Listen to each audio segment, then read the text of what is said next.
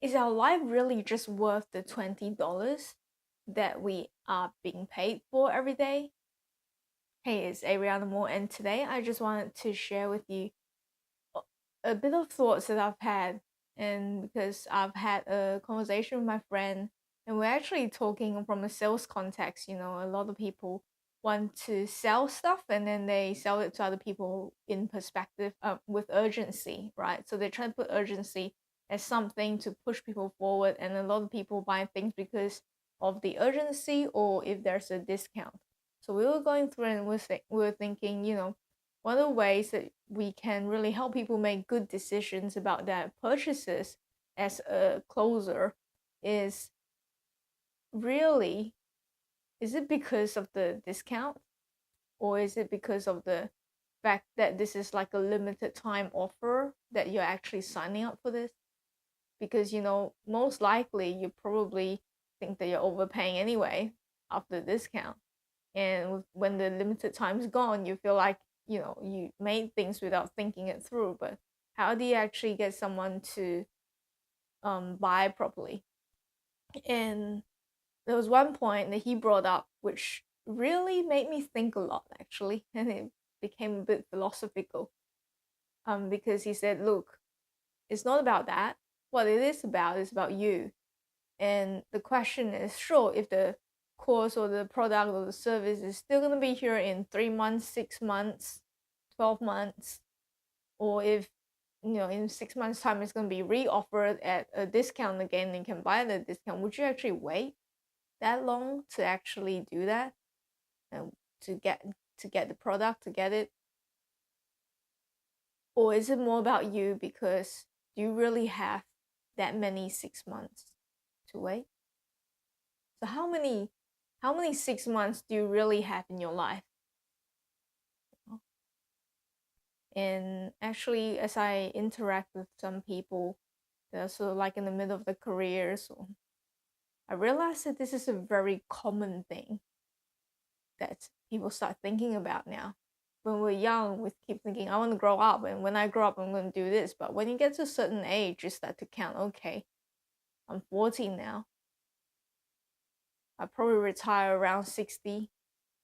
That means I really only have 20 years, and I don't want to be where I am. I want to be somewhere else. And I need to get myself ahead somehow. And that actually is very common. So that's why a lot of my mentors and my teammates and look at me and they're like, I don't have much time left. I don't have much time left. And this is something that they always tell me. And when they say time, they don't mean like what are they going to do for the next hour. They really think about their whole life and the lifespan that they have. So it says here in Psalm 90, the years of our life are 70, or even by reason of strength 80. Yet the span is but toil and trouble. They are soon gone and we fly away. And it goes on to say, so teach us to number our days aright, that we may gain a heart of wisdom. And this has been honestly a passage of the Bible that really has got me thinking and reflecting on and acting upon all these years. Yeah, for all these years, because I know that my time is short. I checked out the average lifespan on Google just yesterday, just out of curiosity, after that conversation, and it's still 80. After so many years, this must have been written by Moses thousands of years ago. But now, our lifespan after thousands of years don't seem to have increased that much. And then it goes, that's interesting. Here in verse 3, it says, you return men to dust and say, return, O children of men. So here saying that God returns men to dust when they die. The bodies decompose back into the earth that it came from. But one thing that is sort of reading in between the lines in this passage is, what about our spirit? Our spirits go back to God. So when we die and when our bodies corrupt and go back to dust, God's saying, do you know that in me is where you belong? Do you know that in me is where you belong? And so many people don't know that.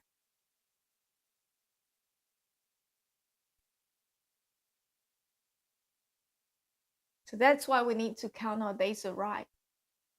What if you knew? What if you knew that in God is where your soul belongs? Where your spirit goes to the day that it departs your body? What if you knew that you are everlasting? Sure, you have a begin date, because that's when you're created. But what if you didn't have an end? What would that look like for you? Would that change much? Would you emphasize more on the legacy that you leave? Would you be hustling as much for the $20 per hour? Or would you find ways to put into place the things that you've been called to do since you were young, but you never had the time because you never gave yourself a chance to explore and realize that you're created for more? I wish someone would put this in a hashtag, created for more. I really believe that, and I believe that for you.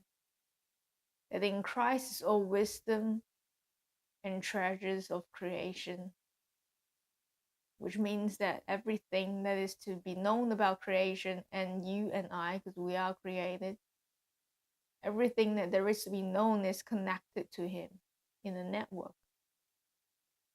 Don't you know that when you leave this earth, back to Him is where you belong? Therefore, count our days aright.